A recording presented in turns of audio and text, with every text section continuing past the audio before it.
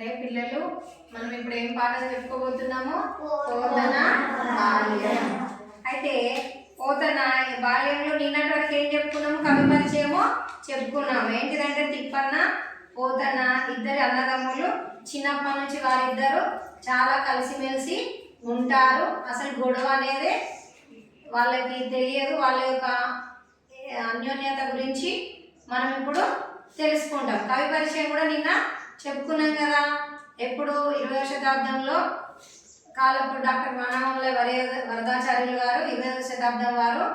అతను మణిమాల, సూక్తి వైజయంతి, జయధ్వజము, వ్యాసవాణి, కూలిపోయే కొమ్మ ఇది రచనలు రాయడం జరిగింది. ఆయనకున్న బిరుదులు కూడా ఏంటిది చెప్పండి? అభినవ పోతన, అభినవ కాళిదాసు, మధుర కవి, కవి చక్రవర్తి. ఇవి ఆయనకున్న బిరుదులు.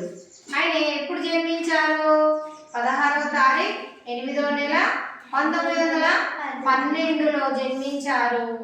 30వ తారీఖు 10వ నెల 1984లో మరణించడం జరిగింది.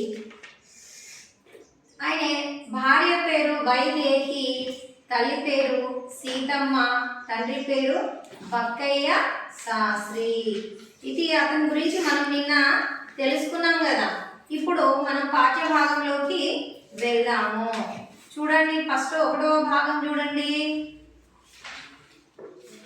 తిప్పన సౌభ్రాత్రమ్మన అప్పరగలి చిన్న పెద్దలందరికీ గడు మెప్పను జును కన్నయ్యనన్ గొప్పగు దమ్ముడనన్న అన్నకున్ ప్రాణంబౌ.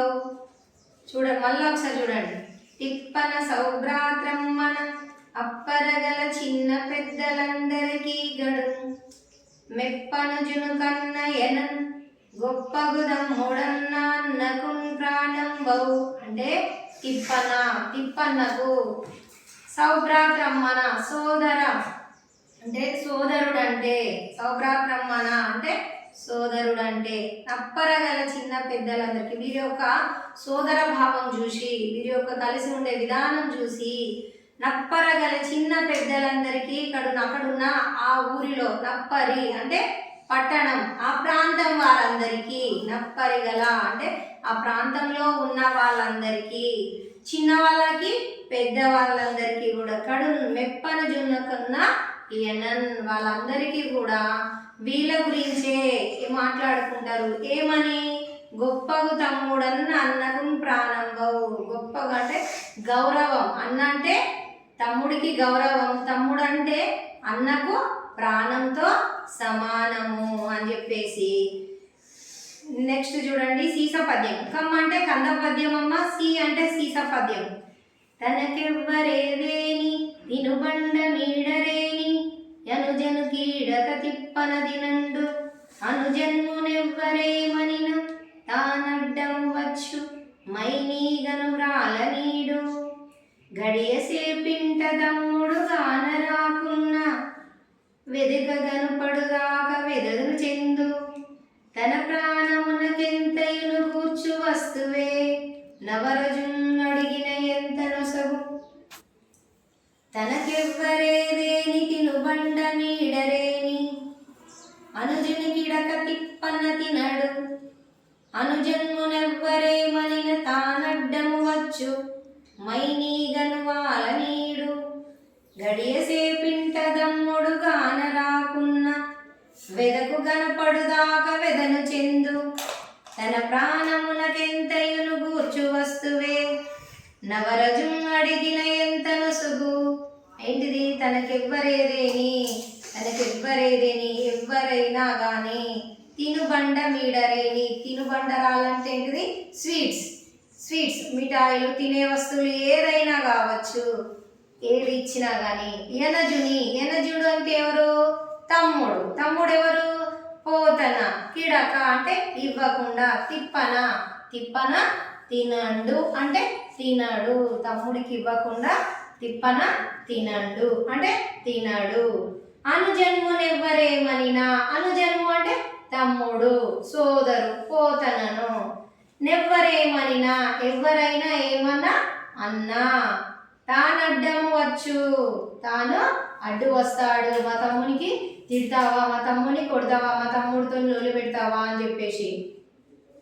గడియ సేపి, ఇంకా మై అంటే శరీరం మీద, మై అంటే ఏంటిది శరీరం మీద, తన దేహం మీద, తన శరీరం మీద ఈగ కూడా వ్రాలనీయడు, ఈగను కూడా వ్రాలనీయడు. గడియ సేపింట దమ్ముడు గాన రాకున్నా, గడియ సేపు అంటే ఏంటిదమ్మా, గడియ సేపు అంటే ఏంటిది కొద్దిసేపు, గంట సేపు, కొద్దిసేపు. గడియ సేపు అంటే ఏంటిది కొద్దిసేపు. తమ్ముడు అని అంటే పోతన తమ్ముడు. కాన రాకున్నా కనపడకపోతే, వెదుకు కనపడుదాకా, వెదుకు అంటే వెతుకుతాడంట తమ్ముడు, కనపడుదాకా కనపడే వరకు వెదను చెందు అంటే బాధపడుతూ వెతుకుతూనే ఉంటాడంట. తన ప్రాణమున తనకు ఇష్టమైన కెంతయును, ఎంత తనకి ఇష్టమైన ఏ వస్తువైనా కావచ్చు, కూర్చు వస్తువైనా కావచ్చు. నవరజం, నవరజం అంటే ఎవరు తమ్ముడు. అడిగిన ఎంత అంటే అడగంగానే నొసంగు ఇచ్చేస్తాడు. తన ప్రాణ సమానమైన ఏ వస్తువైనా కావచ్చు, తనకిష్టమైన వస్తువు తమ్ముడు అడగగానే ఈ ఎవరు ఇచ్చేస్తారు, తిప్పన పోతనకు ఇచ్చేస్తాడు. భోజనమునర్చి తరి నిద్రపోవు వేళ, నిద్రపోవు వేళలందును, భోజనమునర్చి తరి నిద్రపోవు వేళలందును యవియసుడు తన ఎండనుండవలెను. యవియసుడన్నా పోతననే తమ్ముడే. తన ఎండ అంటే తన దగ్గర తన ఉండవలేను. దగువులాటనేమో తెలియదురనగా, అసలు తగువులాట అంటే కొట్లాట అనేదే తెలియదు వీళ్ళకి అనగా. గుణులు సోదరులు, గుణంలో సోదరులు ఎవరు, రామ లక్ష్మణుల లాంటి వారు. మణులు మంచి మణుల్లాగా, మణులు తెలుసు కదా, మన రత్నాల విలువ తెలుసు కదా, మణుల విలువ, అంత విలువ కలిగిన వాళ్ళు, అంత గొప్ప వాళ్ళు వీళ్ళు. ఇప్పుడు లోకంలో ఎవరినైనా చూడండి, మనం బయట ఊర్లలో కానీ అన్నదమ్ముళ్ళు ఎంత రామలక్ష్మణులాగా కొట్లాడబెట్టకుండా ఎంత బాగుంటారు అని రామలక్ష్మణులతో పోలుస్తారు కదా. ఇక్కడ కూడా తిప్పన్న పోతనను కూడా వీళ్ళు మంచివారు, గొప్పవాళ్ళు, మనులు, గుణగణాలు కలిగిన వారు, రాములు లక్ష్మణులు లాంటి వారు అని అంటున్నారు. తిప్పన చదివేడు పద్యము జప్పునొకసారి వినిన సరి, పోతన తా విప్పక పొత్తము నొప్ప చెప్పు, నువ్వు నద్దని నేమి చెప్పుట తెలివిన్. తిప్పన చదివేడు పద్యము జప్పునొకసారి వినిన సరిపోతన, తా విప్పక పొత్తము నొప్ప చెప్పును, అద్దని నేమి చెప్పుట తెలివిన్. తిప్పన చదివేడు పద్యము, తిప్పన ఒకసారి పద్యము చదివితే, జప్పునొకసారి దాన్ని వినగానే వినిన సరిపోతన, ఆయన చదువుతా అంటే సరే పోతన ఏం చేస్తాడట, తా విప్పక పొత్తము నొప్ప. పొత్తము వికృతి పదము, పొత్తము వికృతి పదం, ఇది వికృతి పదం. ప్రకృతి పదం, దాని ప్రకృతి పదం ఏంటిదమ్మా, ఏంటిది పుస్తకము.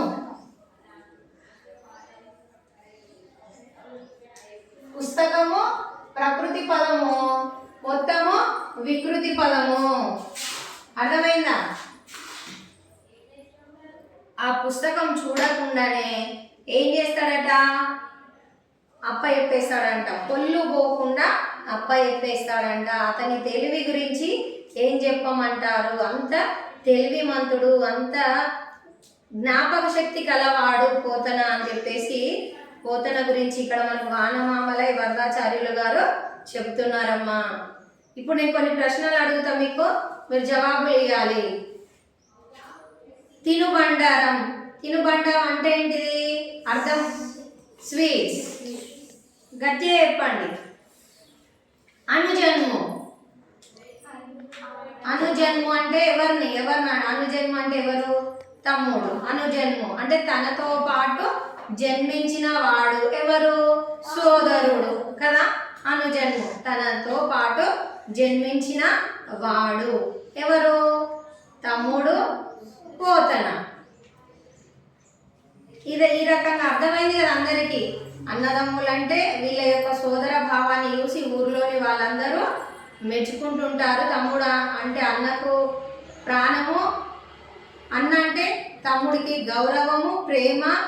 అన్నకి ఎవరేమైనా తినుబండరం తీసుకొచ్చి ఇస్తే తమ్ముడికి ఇవ్వకుండా తినడు. తమ్ముడిని ఎవరైనా తిట్టినా కొట్టేయడానికి వచ్చిన తమ్ముడు పైన ఈగ కూడా రాలనీయకుండా చూసుకుంటాడు. ఇంకా గడియ సేపు తమ్ముడు ఇంట కనబడకపోతే, కొద్దిసేపు కూడా తమ్ముడు ఇంట్లో కనబడకపోతే బాధపడుకుంటూ వెతుకుతూనే ఉంటాడంట కనపడేదాకా. నిద్రపోయేటప్పుడు కూడా తమ్ముడు తనతోనే ఉండాలని చూస్తాడు. ఇంకేంది, తన ప్రాణానికి ప్రాణమైన వస్తువు ఏది అడిగినా కూడా తమ్ముడు కాదనకుండా వెంటనే ఇచ్చేస్తాడు. ఇంకా ఇలాంటి గుణాలలో వీళ్ళు రామలక్ష్మణుల లాంటి వారు అని చెప్పేసి పోతన్న బాల్యంలో మనకు వరదాచార్యులు గారు చెప్తున్నారు. అలాగే తిప్పన పద్యము చదివితే ఆ పద్యాన్ని విని ఒక్కసారి వింటే చాలు, వెంటనే చెప్పేస్తాడంట. మళ్ళీ పుస్తకం ముట్టవలసిన అవసరము లేకుండానే చెప్పేస్తాడంట. అతని తెలివిని ఏమి చెప్పమంటారు అని చెప్పేసి మనకు డాక్టర్ వానమామలయ్య వరదాచార్యులు గారు చెప్తున్నారు. అంత గొప్ప తెలివి వారిదని అంటున్నారమ్మా. ఇది మొత్తం ఒకసారి రేపు భావము పద్య రూపంలో అనడం కూడా రేపు మీకు అనిపిస్తాను. మళ్ళీ నాకు చదివి కూడా వినిపించాలమ్మా. ఇంటి పని చేసుకుని రండి.